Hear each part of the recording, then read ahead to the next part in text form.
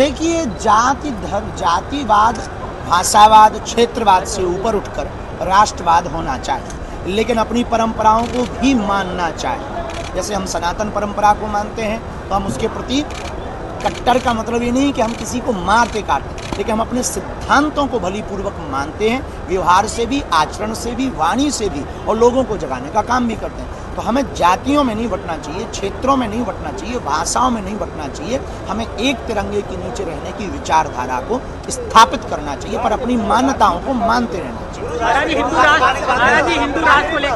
भारत हिंदू राष्ट्र होगा, उसके लिए प्रयत्न जारी है, और इस वर्ष 4 जुलाई को हम फिर से एक घोषणा करने वाले हैं। उसके लिए इस वर्ष अब हम आगामी दिनों में रथ यात्रा निकालेंगे। ये 4 जुलाई से निकलेगी?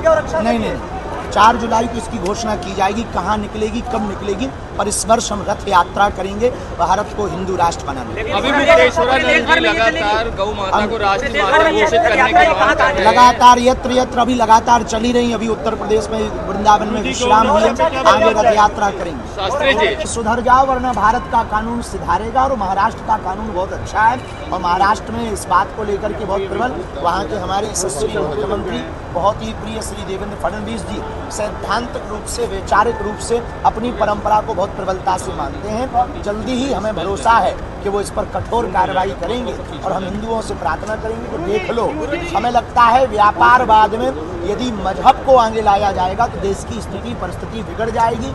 वरना हम हिंदुओं से भी अपील करेंगे कि अपनी कंपनियों में सिर्फ हिंदुओं को ही काम दें।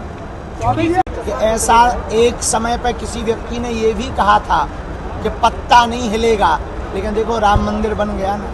तो जिन्होंने भी ये कहा है कि वहाँ पे भगवानी लहराएगा, एक दिन पक्का है, तय है, ज्ञान वापी पर भगवान लहराएगा और वहाँ रुद्राभिषेक होगा। हमें भरोसा है देश की न्यायपालिका पर, हमें भरोसा है यहाँ के आस्थावान श्रद्धालु।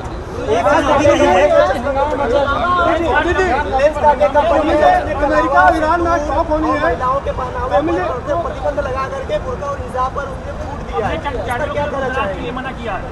हिंदू धर्म के साथ उन्होंने खिलवाड़ कर रहे हैं। हिंदू धर्म के कोई भी टीका, ऐसे लोगों को भारत में रहने की अनुमति नहीं होनी चाहिए, उनको विदेशों में रहने की अनुमति होनी चाहिए।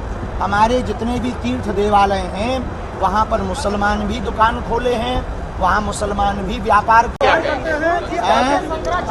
का राज क्या है? सबसे पहला ये लोग जानना चाहते हैं। ये तो परसों दरबार में नक्कटे तुम ही देख लेना। शंकराचार्य जी की बात में क्या कहेंगे? हमारे पास केवल गुरु कृपा है। अध्ययन पे हम भरोसा करते हैं, अध्ययन भी करते हैं, गुरु कृपा है, और जो गुरु का प्रसाद है उस पर। लेकिन हमारे वैदिक परंपरा में आदि जगत गुरु शंकराचार्य के पास भी परकाया प्रवेश की विद्या थी, स्वामी रामकृष्ण परमहंस के पास भी विद्या थी, स्वामी विवेकानंद के पास भी वाक सिद्धि की विद्या थी। ऐसे ही हमारे पास, हमारे गुरु के पास थी, तो उन्हीं की कृपा है। तो राष्ट्र माता होनी चाहिए। महाराज जी, गौ माता राष्ट्र माता होनी चाहिए। बिल्कुल, गाय माता तो राष्ट्र माता होनी चाहिए। इसके पहले हम चाहते हैं उत्तर प्रदेश सरकार में यशस्वी मुख्यमंत्री जी गाय को राज्य माता बनाए। बाबरी मस्जिद को कलंक कहना गलत है, आपने जो बयान दिया है जी। बाबरी मस्जिद हमने ये कहा कि विश्वनाथ जी के बगल में जो कलंक लगा है वो कलंक मिटेगा, और भगवान शिव की नगरी में बहुत ही जल्दी वहाँ पर ज्ञान वापी के पास में रुद्राभिषेक होगा भगवान शिव। जो बरेली की जो मौलाना है रिजवी, उन्होंने कहा है कि इसको कलंक कहना गलत है, वहाँ भगवा झंडा फहराया नहीं जा सकता है जी। समय समय का खेल है, समय समय की बात, समय समय का खेल है, समय समय का योग। करोड़ों में बिकने लगते हैं 2 कौड़ी के लोग। क्या है, आप क्या अपना भर सुख चाहते हो का? हम तो कथा सर्वजन हिताय सर्वजन सुखाय ही है, कन्या विवाह सर्वजन हिताय सर्वजन सुखाय है, कैंसर हॉस्पिटल की सेवा भी वही है। धार्मिक तीर्थ स्थलों से सबके लिए, हित के लिए और सबके सुख के लिए ही कार्य किया जाता है। क्या काबा नहीं बनने देंगे? हाँ, तो भारत में काबा की क्या आवश्यकता है?